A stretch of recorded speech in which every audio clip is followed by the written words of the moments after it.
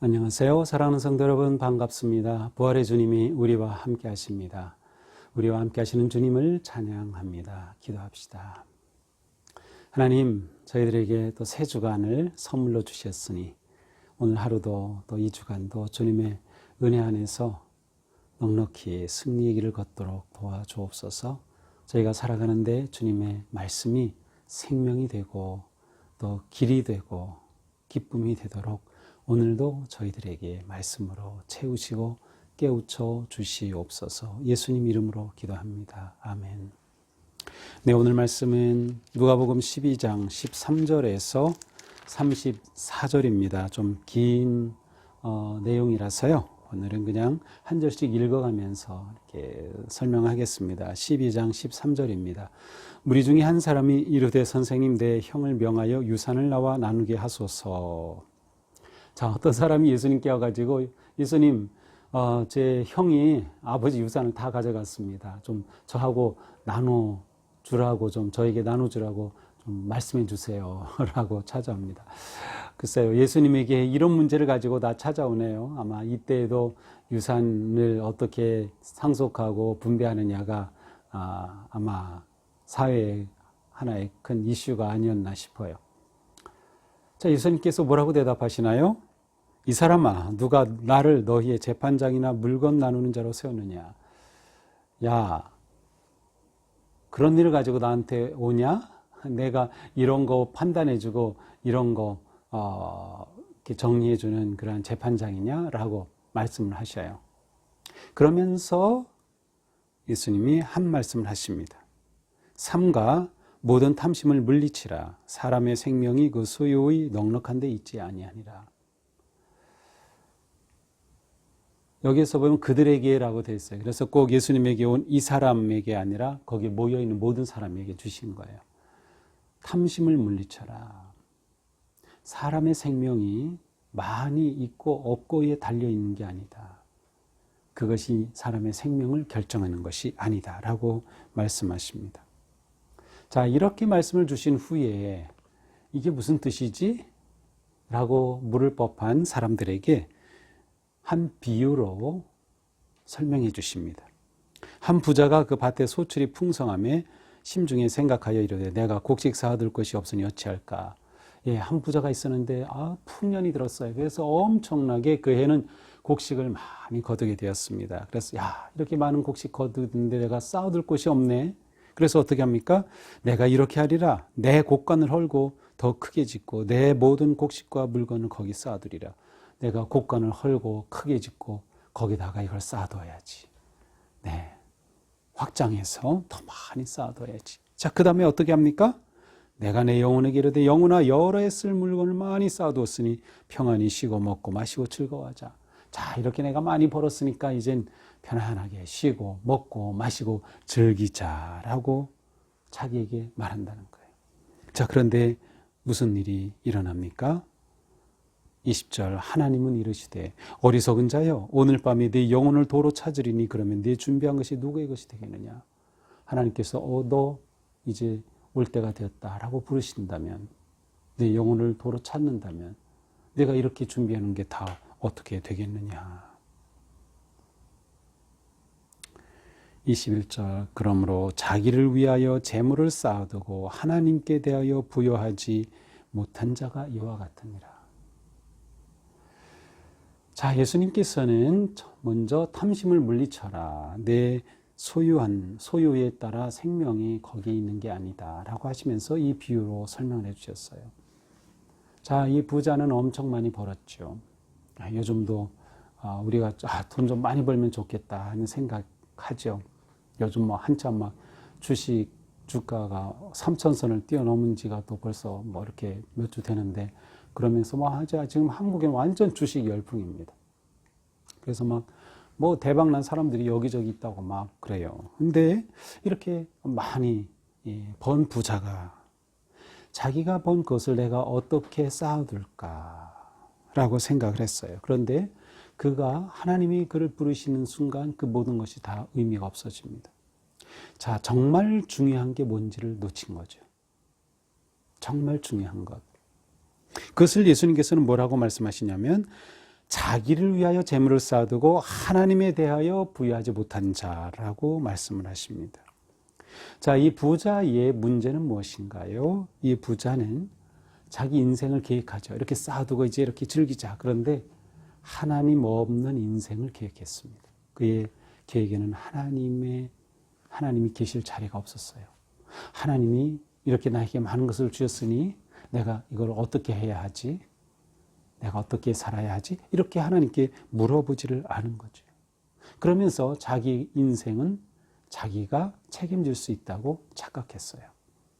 자기 인생을 자기가 책임질 수 없었습니다. 하나님이 부르시는 그 순간 그는 갈 수밖에 없는 것이죠. 인생은 안개다. 인생에 대한 통찰력이 부족했습니다.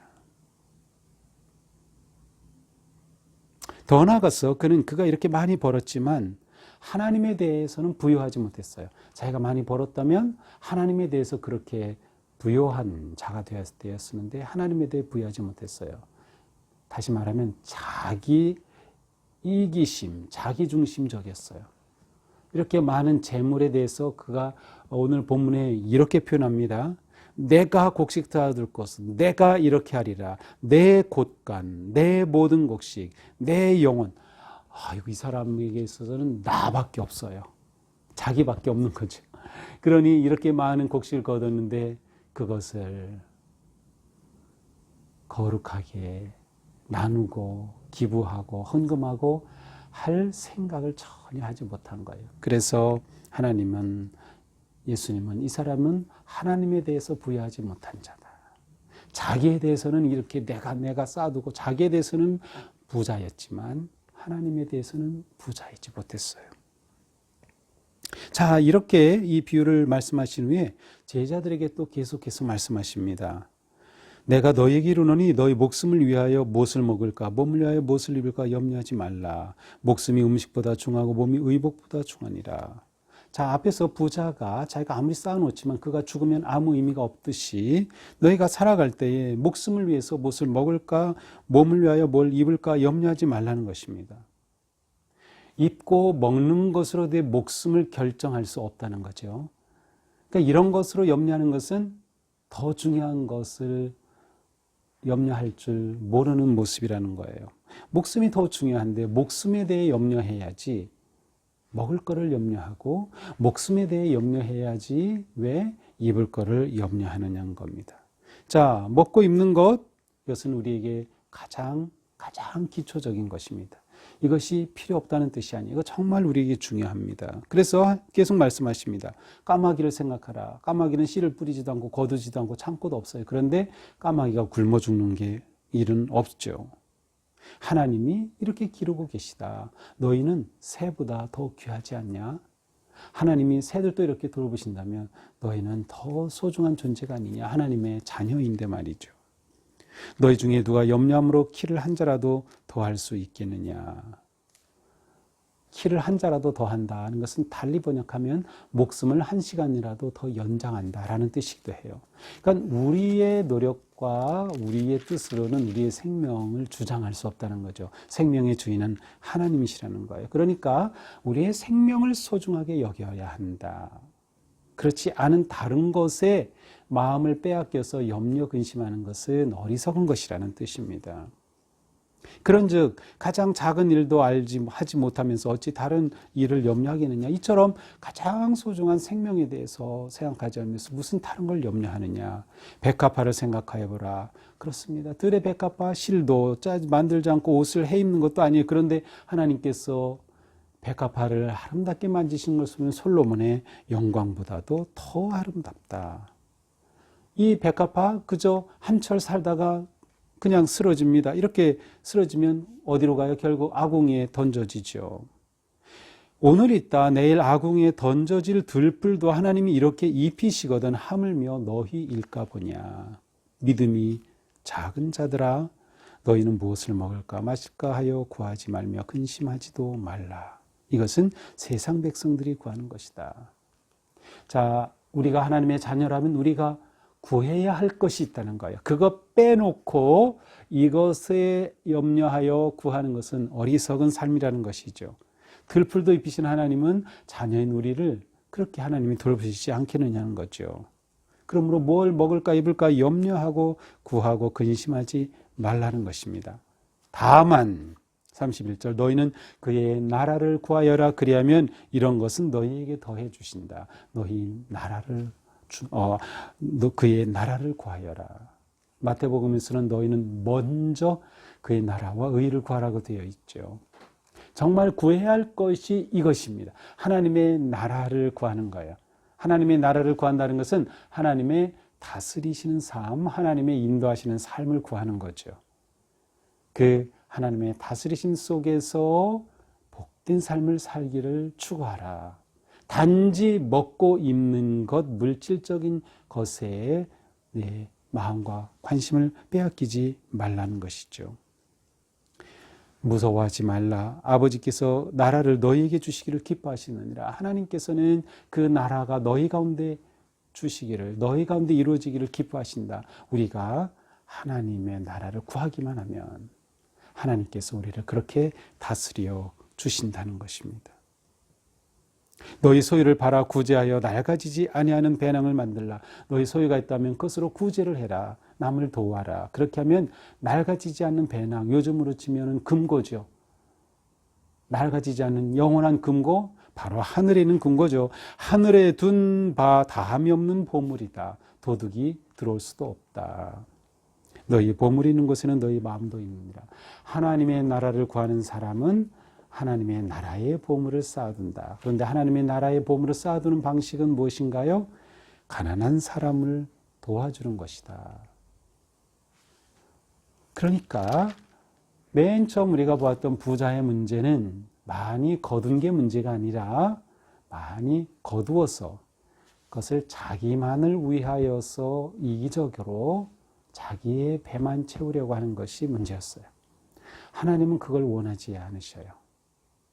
하나님은 나누기를 원하신다. 베풀기를 원하신다. 그것이 하늘에 쌓아두는 것이다. 그러한 점에서 우리는 오늘 말씀을 보면서 나는 내 인생을 생각할 때 하나님을 생각하며 내 인생을 보고 있는가? 나는 하나님의 나라를 구하고 있는가? 하나님의 나라는 하나님의 다스리심, 하나님의 뜻에 따라 살아가는 복된 삶이죠. 그 삶의 중심에 하나님을 의지하고 있는가? 하나님을 전적으로 의지한다면 우리는 세상의 염려, 근심에 매이지 않을 것입니다. 또한 우리가 얻는 소유를 하나님의 뜻에 따라 사용할 수 있게 될 것입니다. 그러니까 하나님의 자녀인 우리들은 이 세상 사람들 누구보다도 남을 잘 돕는 사람이어야 해요. 나눌 줄 아는 사람이어야 해요. 우리가 기부도 하고 헌금도 하고 또 함께 구제도 하고 도우면서 우리의 삶이 천국의 삶을 살게 될 때 하나님이 기뻐하신다. 그 생명이 진짜다. 그 생명이 진짜다. 라고 하는 것이죠. 오늘 우리가 살아가면서 우리도 오늘 살아갈 때 열심히 일하고 열심히 돈 벌어야 합니다. 하지만 하나님을 생각하시기 바랍니다. 하나님 없는 인생 계획했다 큰일 납니다.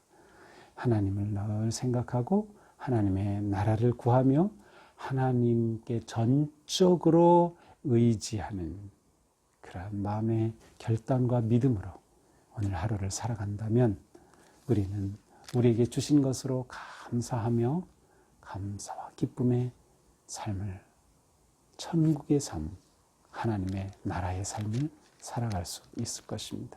오늘 하루 하나님 앞에 우리의 삶이 더욱 거룩하여지고 정의로워지고 더 너그러워지는 그런 하루가 되기를 주님의 이름으로 축복합니다. 기도합시다. 하나님, 오늘 말씀을 통해서 저희들은 하나님을 더욱 의지함으로 근심과 염려로부터 벗어나며 하나님의 뜻을 따라 순종함으로 하나님의 나라를 구하고 살며 그 삶 속에서 나누고 구제하고 섬기는 향기롭고 아름다운 삶을 우리에게 보여주셨습니다. 주님, 저희가 이러한 오늘 하루 살기 원합니다. 우리가 이기적인 자기중심적인 세계에서 벗어나 다른 사람을 생각할 수 있고 이해하고 받아주고 또 손을 펴서 나누고 잡아줄 수 있는 삶, 그래야 우리가 이 땅에 하나님의 나라를 아름답게 세워가도록 오늘도 인도하여 주시옵소서. 예수님 이름으로 기도합니다. 아멘. 네, 오늘도 행복한 하루가 되기를 주님의 이름으로 축복합니다.